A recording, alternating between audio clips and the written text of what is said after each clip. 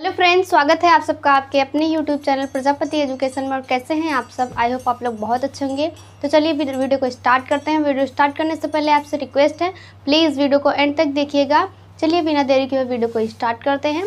Thumbnail देखकर आप लोग जान ही गए होंगे कि आज की वीडियो किस टॉपिक पे है। आज की इस वीडियो में हम पढ़ने वाले हैं उपनयन संस्कार। इसको हम विद्यारंभ संस्कार भी कह सकते हैं। क्या कह सकते हैं? विद्यारंभ संस्कार। यानी कि जब कोई बालक अपनी विद्या का आरंभ करता है उस टाइम जो संस्कार किया जाता है उसे कहते हैं विद्यारंभ संस्कार। फ्रेंड्स, इसमें उपनयन का अर्थ होता है समीप लाना। क्या होता है? उपनयन का अर्थ होता है समीप लाना। यानी कि बालक को गुरु के समीप लाना ही क्या होता है? उपनयन। और बालक को गुरु के समीप लाकर जब उसकी शिक्षा का प्रारंभ करने के लिए जो संस्कार होता है उसे कहते हैं उपनयन संस्कार। आधुनिक काल में तो ऐसी कोई व्यवस्था नहीं है बालक की शिक्षा प्रारंभ करने के लिए उपनयन संस्कार करना। लेकिन वैदिक काल में आज से लगभग 500 साल पहले, यानी कि 3000 साल पहले से इसकी शुरुआत हुई थी। आज से 500 साल पहले इसका जो है अंत हो गया। इसके बाद बौद्ध काल आया, मुस्लिम काल आया, तब से इसका प्रचलन बंद हो गया। आज के टाइम पे ऐसी कोई व्यवस्था नहीं है कि उपनयन संस्कार होने के बाद ही कोई बालक की शिक्षा प्रारंभ होती है। लेकिन वैदिक काल का जब टाइम था तब कोई बालक अगर अपनी शिक्षा प्रारंभ करना चाहता था, अगर कोई माता पिता अपने संतान को शिक्षा देना चाहते थे तो सर्वप्रथम उसका उपनयन संस्कार होता था। तत्पश्चात वो अपनी शिक्षा का प्रारंभ करता था। वैदिक काल में ये क्रिया होती थी। वैदिक काल में भिन्न भिन्न जाति के बालकों का जो उपनयन संस्कार होता था अलग अलग आयु पर होता था। आज के टाइम पे क्या होता है, बच्चा पढ़ने लायक 5 साल का हो गया तो उसको एडमिट करा दिया जाता है विद्यालय में। लेकिन वैदिक काल में ऐसा नहीं था। वैदिक काल में अगर वो ब्राह्मण जाति का है, जैसे वैदिक काल में जो लोग थे वो 4 जातियों में विभक्त थे। कौन कौन सी? एक तो ब्राह्मण और दूसरा क्षत्रिय और तीसरा था वैश्य जाति। चौथी जाति थी शूद्र।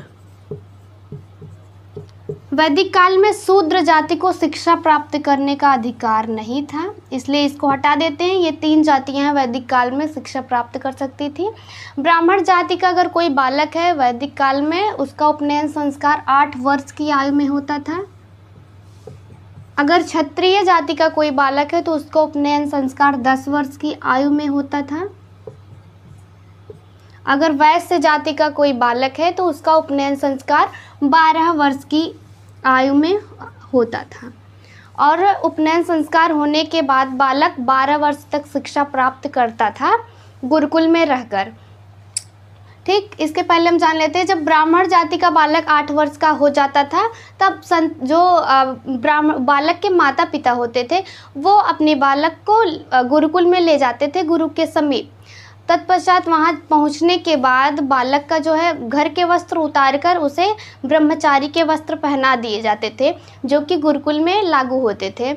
इसके पश्चात हवन यज्ञ पूजा होता था, उसे मेखला धारण करवाई जाती थी, जनेऊ पहनाया जाता था। और आदि सारी क्रियाएं होने के पश्चात जो गुरु शिष्य को अपने शिष्य के रूप में स्वीकार करता था और बालक भी अपने गुरु की आज्ञा मानने का व्रत लेता था। और इस प्रकार गुरु बालक के संपूर्ण भरण पोषण की जिम्मेदारी, उस टाइम जो उसके लिए उपयुक्त व्यवस्था थी, सारी जिम्मेदारी जो है गुरु अपने ऊपर लेता था। और 12 वर्ष तक बालक गुरुकुल में रहकर अध्ययन करता था। और 12 वर्ष पश्चात अगर कोई बालक इसके पश्चात 12 वर्ष का अगर हो जाता अध्ययन कर लेता था बालक, इसके पश्चात चाहे वो अपने गृहस्थ जीवन अपना सकता था या ब्रह्मचारी बनकर अपने गुरु की आज्ञा मानकर शिक्षा दीक्षा देने का कार्य कर सकता था। जब बालक अपनी पूरी शिक्षा पूर्ण कर लेता था तब उसका समापवर्तन संस्कार होता था। गुरुकुल में पढ़ने वाले बालक को अंतेवासी भी कहा जाता था। क्या कहा जाता था? अंतेवासी।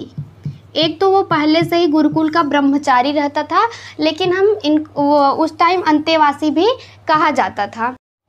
तो फ्रेंड्स आई होप आपको समझ में आया होगा। आज की वीडियो बस इसी टॉपिक पे थी।